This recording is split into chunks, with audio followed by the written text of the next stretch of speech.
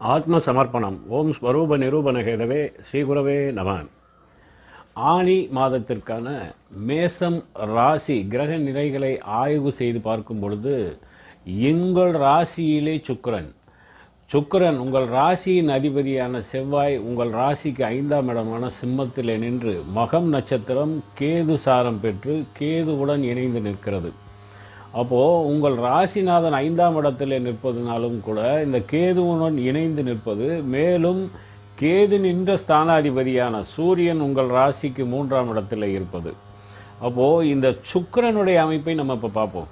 இந்த சுக்கிரன் 2 குடையவன். 2 குடைய சுக்கிரன் உங்கள் ராசியிலே நிற்பது, அதாவது உங்கள் ஜென்மத்தில் நின்று யோக பலன்களை தருகிறார். அப்போது உங்கள் குடும்பஸ்தானம் என்று சொல்லக்கூடிய தனம் வாக்கு குடும்பம் இதனுடைய அதிபதியும் கலத்திரஸ்தானாதிபதியுமான சுக்கிரன் உங்கள் ராசியிலே சமஸ்தானத்தில் நின்று யோக பலன்களை தருகிறார். அப்போது குடும்பத்தில் எந்த ஒரு குறைவும் இருக்காது, குடும்பத்தில் மகிழ்ச்சி இருக்கும். குடும்பத்தினுடைய குதூகலத்தை பார்த்து உங்களுக்கு இயற்கையிலேயே ஒரு மகிழ்ச்சியான சூழ்நிலையிலேயே இருப்பீங்க. இப்போ இந்த ஆடி மாதம் முழுவதுமே உங்களுக்கு மகிழ்ச்சியான ஒரு சூழ்நிலையாக இருக்கும். மனக்கவலை இருக்காது, துன்பம் அப்படிங்கிற அமைப்புக்கு இடம் இருக்காது. மனக்கவலை சுத்தமாக மாறும். மனக்கவலை இல்லாமல் மகிழ்ச்சியான ஒரு சூழ்நிலையிலே இருப்பீங்க. இந்த குடும்பம் என்று சொல்லி பார்க்கும் பொழுது, குடும்பத்தில் இருந்து வந்த பிரச்சனைகள், அதாவது கருத்து வேறுபாடு அல்லது சிறு சிறு மன பிரச்சனையாக இருக்கட்டும், அல்லது சிறு சிறு சண்டைகளால் இருந்து வந்த பிரிவினைகள் இருக்கட்டும், அனைத்தும் சரியாகி குடும்பத்தில் ஒரு மகிழ்ச்சியான சூழ்நிலையே இருக்கும். தனம் அப்படின்னா பண வரவுக்கு குறைவு இருக்காது. 2ஆம் இடமும் 11ஆம் இடமும் வலுவாக இயங்குகிறது. அப்போது 2ஆம் பாவகம் 11ஆம் பாவகம் தனஸ்தானம் லாபஸ்தானம் என்று சொல்லக்கூடிய இந்த இரண்டும் சிறப்பாக இயங்குவதனால் தன வரவுக்கு குறைவு இருக்காது. அதே போல் லாபத்திற்கு குறைவு இருக்காது. இது வியாபாரம் தொழில் செய்பவர்களுக்கு. மேலும் பார்த்திங்கன்னா உத்தியோகத்தில் இருப்பவர்களுக்கும் நல்ல உயர்வு முன்னேற்றம், மேலும் இந்த உங்களுக்கு ஊதிய உயர்வு, இவை அனைத்தும் கிடைக்கக்கூடிய யோக பலன்களை தருகிறது. மேலும் பார்த்திங்கன்னா இந்த சுக்கிரன் பெண்களால் அதிக அளவிலே உங்களுக்கு மகிழ்ச்சி தரக்கூடிய ஒரு அமைப்பையும் தரும். அதே நேரத்தில் பெண்களால் தனவரவு கிடைக்கக்கூடிய யோக பலனையும் தரும். பண வரவுக்கு குறைவு இருக்காது. ஆடை ஆபரணங்கள், தங்கம், நவரத்தினங்கள் போன்ற சேர்க்கைகளுக்கான அமைப்பு உண்டு. மேலும் பார்த்திங்கன்னா இந்த வாக்குஸ்தானம் என்று சொல்லக்கூடிய அமைப்பு, வாக்கிலே இனிமை இருக்கும். வாக்கிலே அதாவது நினைத்த காரியத்தை சாதிக்கக்கூடிய சாதுரியமான பேச்சுக்களும் இருக்கும். ஏதாவது ஒரு வேலையாகணும் அல்லது ஏதாவது ஒரு காரியம் முடியணும் அப்படிங்கிற ஒரு அமைப்பில் இருக்கிறவங்களுக்கு சாதுரியமான இனிமையான உங்களுடைய பேச்சால் அந்த காரியங்கள் உங்களுக்கு சித்திக்கும். மேலும் பார்த்திங்கன்னா கோபம் இருக்காது. இந்த காலகட்டத்தில் இனிமையான பேச்சு இருக்கும். அதே நேரத்தில் அடுத்தவருடைய மனம் கவரக்கூடிய விதமான வார்த்தைகளை உபயோகப்படுத்தக்கூடிய அமைப்பையும் தரும். மேலும் 3ஆம் பாவகம் என்று சொல்லக்கூடிய வெற்றி ஸ்தானம் உங்கள் ராசிக்கு 5ஆம் இடமான சிம்மத்தின் அதிபதி. சிம்மத்தில் கேது நின்ற ஸ்தானாதிபதி உங்கள் ராசிக்கு 3ஆம் இடமான வெற்றி ஸ்தானத்திலே. அப்போ 3இல் நின்ற இந்த சூரிய பகவான் உங்களுக்கு தொழில் ரீதியாக மேன்மை, உத்தியோக ரீதியாக உயர்வு, வியாபாரத்திலே நல்ல ஒரு சுறுசுறுப்பான வியாபாரம் விறுவிறுப்பான வியாபாரமாக நடக்கும். மேலும் பார்த்திங்கன்னா இந்த சூரியன் என்கிறது தகப்பனார் சம்பந்தப்பட்ட ஒரு காரகத்துவம் கொண்டது.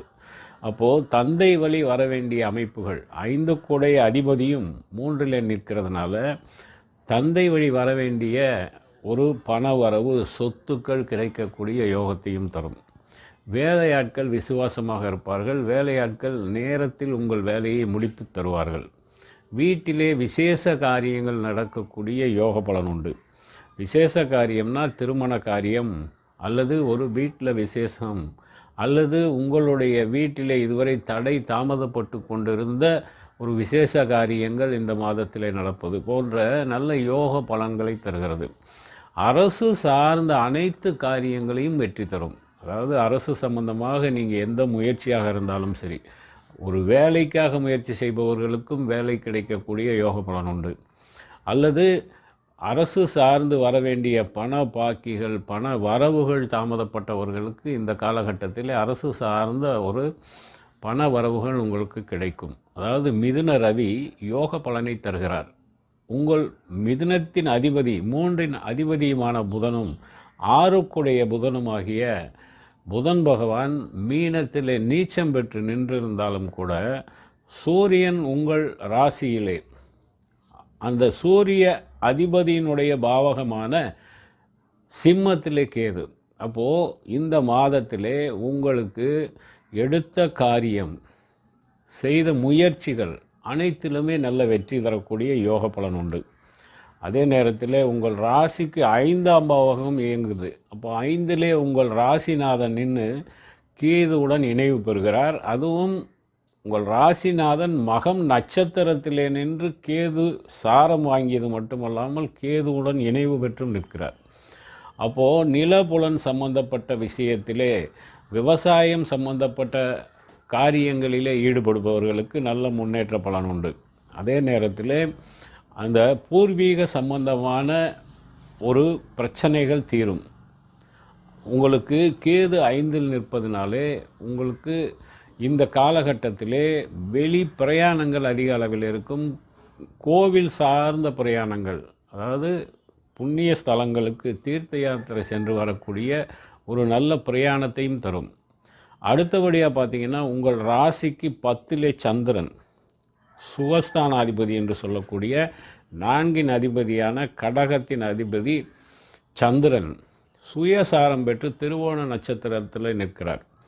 அப்போது 10ஆம் இடம் என்பது கர்மஸ்தானம். மனோகாரகனாகிய சந்திரன் உங்களை தொழில் ரீதியாக நல்ல ஒரு முன்னேற்றமான சிந்தனைகளை தரப்போகிறார். வியாபாரத்திலே புது புது யுக்திகளை நீங்கள் கையாளக்கூடிய சிந்தனைகளை தரப்போகிறார். அதே போல் உத்தியோகத்திலே நல்ல பெயர் எடுத்து உத்தியோகத்திலே முன்னேற்றத்தை, அதாவது ஆட்சி அதிகாரமிக்க ஒரு பதவியில் அமர வைக்கப் போகிறார். இந்த சந்திரன் மனோகாரகன், மனோநிலையை உங்களுக்கு முன்னேற்றமான நிலைக்கு யோசிக்க வைப்பார். அப்போது தொழில் சிறப்பாக இருக்கும், வியாபாரம் சிறப்பாக இருக்கும். மேலும் 11ஆம் பாவகம் நல்ல வலுவாக இயங்குது. இந்த 11ஆம் பாவகம் அப்படின்னாலே கும்பம். கும்பத்தின் அதிபதி சனி பகவான் கும்பத்திலே நிற்கிறார். இப்போ கும்பத்தில் நின்று பூரட்டாதி நட்சத்திரத்திலே ராகுவுடன் இணைகிறார். இருவரும் பூரட்டாதி நட்சத்திரம் குரு சாரம் வாங்கி இணைவு பெற்று கும்பத்தில் நிற்பது ஒரு யோக பலன். இந்த 11ஆம் அதிபதிங்கிறது மூத்த சகோதரர்களுடைய அமைப்பு. இப்போ மூத்த சகோதரர்களால் கிடைக்கக்கூடிய யோக பலன்களில் எந்த ஒரு குறைவும் இருக்காது.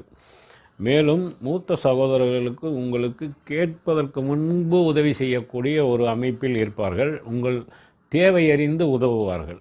அதே நேரத்தில் இந்த 11ஆம் இடம்ங்கிறது பிரயாணம் என்று சொல்லலாம். அதாவது வெளிநாட்டு பிரயாணம், வெளிநாட்டு தொழில், வெளிநாட்டிலே வர்த்தகம் செய்யக்கூடியவர்கள், பொருட்களை அங்கிருந்து வாங்குவது, இங்கிருந்து பொருட்களை ஏற்றுமதி செய்வது அல்லது ஆட்களை வேலைக்கு அனுப்புவது போன்ற தொழில் செய்பவர்களுக்கு யோக பலன் உண்டு.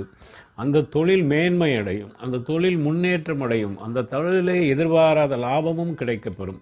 இந்த சனி பகவான் 11இல் நின்று ராகுவும் 11இல் நிற்கும்போது நல்ல யோக பலன்களை தருவார். கோச்சார ரீதியாக ராகுவும் சனியும் இணைவு பெற்று 11இல் நிற்பது நல்ல யோக பலன் தரக்கூடிய அமைப்பு.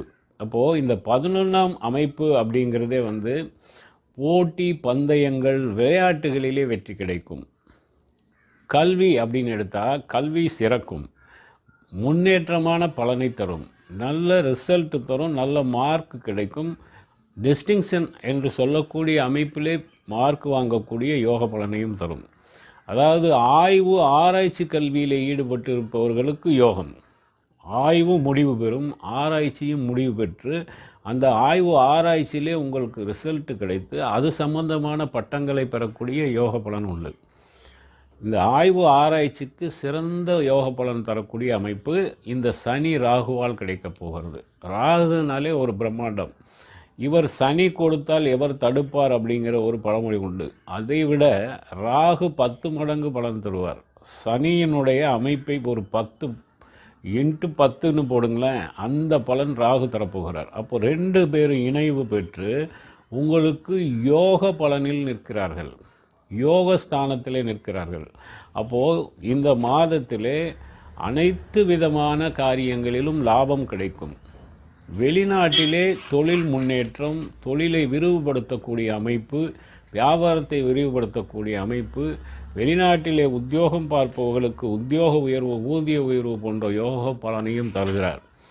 அப்போது இந்த 11இன் அதிபதியும் 11இல் ராகு இணைவு பெற்றிருந்தாலும் அவர்கள் கொடுக்கக்கூடிய யோக பலன் மேலும் முன்னேற்றமான அளவிலே கிடைக்கிற மாதிரி குரு வந்து பார்க்கிறார்.